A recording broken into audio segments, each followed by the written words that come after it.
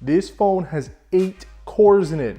That's more than any computer I've ever owned in my entire life, including the $3,600 iMac we're using to edit this video right now.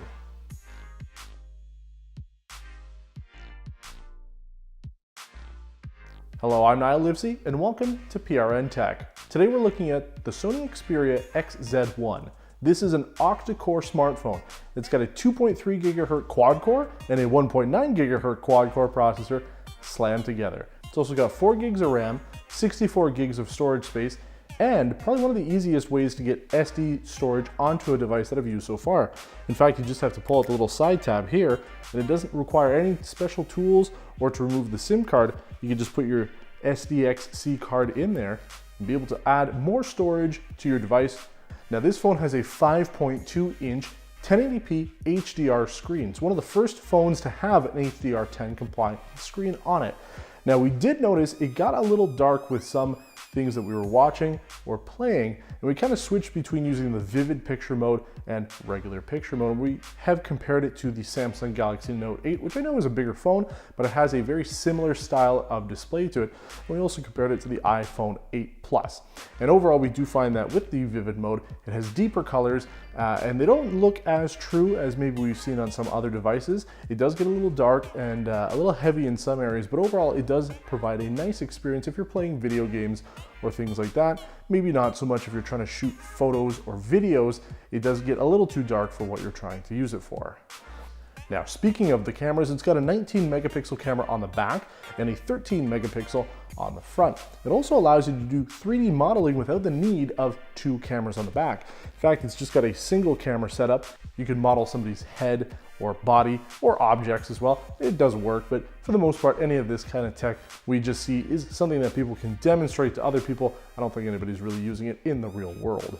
Now, the XZ1 is also the first phone to ship natively with Android 8.0 Oreo. We do like the interface and the speed and battery improvements that they've made over the 7.11 version that we've been using on some of the older devices. Now that is one of the main issues that we talk about when comparing and talking about different Android devices, that fragmentation that has been plaguing Android since the beginning. This is the only phone that we've used so far that uses Oreo, and the updates might not be huge, but it is still important to note that some of the flagship leading phones out there still don't have this update because carriers can lock it down, the manufacturers can lock it down. So it really does take a while for you to get those updates out. At least with the XZ1, you get it right from the factory without any issues. Now, to be fair, it still hasn't been updated yet to 8.1, but for the most part, you're not going to see any huge differences. Just the UI has been updated and battery and performance has been improved with this version of Android. There's a lot that I like about this phone. Over the last year or so, manufacturers have started to switch away from a home button. And Android's been doing that for a while now, where they've gotten rid of the physical buttons and put it all into software. Now, the reason why I like this, some devices, such as the LG V30, put it on the back, which is fine if you're holding the phone. You can put your finger where the sensor is and you're good to go. But if you have it on a table, it's more difficult to do so.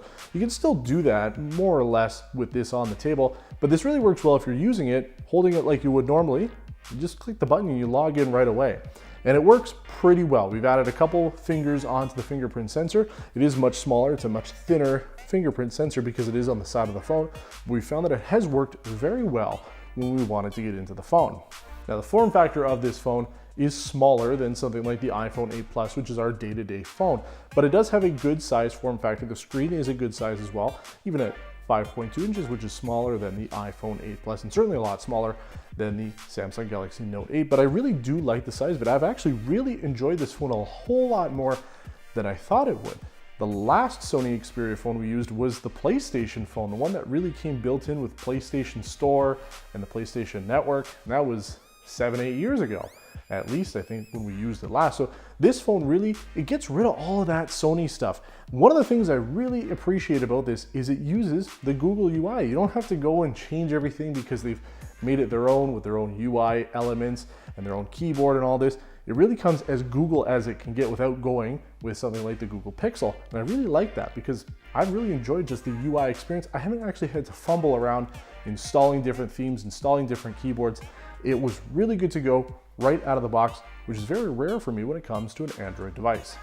Another device feature that could be useful for this is different profiles and users that you can set up. For example, when we go out, my daughter likes to play the Lego game on here. Sometimes she does get out of the menus and gets into the phone itself. You can set up another user. So you could set up your kids so that if you do need to give them the phone to keep themselves entertained when you're out for dinner or at a doctor's appointment, all you have to do is just click to log in as either the guest or the profile you've set up for them and have everything catered to their experience. Overall, this is one of the most enjoyable Android phones I've used in a long time. In fact, it's the first one that I've used in a long time after the Samsung Galaxy Note 5. So it's good to be able to get back into it. And even after using some of the other devices recently on top of this, I still prefer going back to the Sony Xperia XZ1. It's just got a really good overall design, good user interface, very quick as well. I mean, really, you're using it as a phone, so I don't know what you're going to be using that octa-core processor for, but when you are going on things like the web or different video games, I play Boom Beach, it really loads up very quick, and I have no issues getting on to the programs and apps that I need, and switching between them is very quick as well.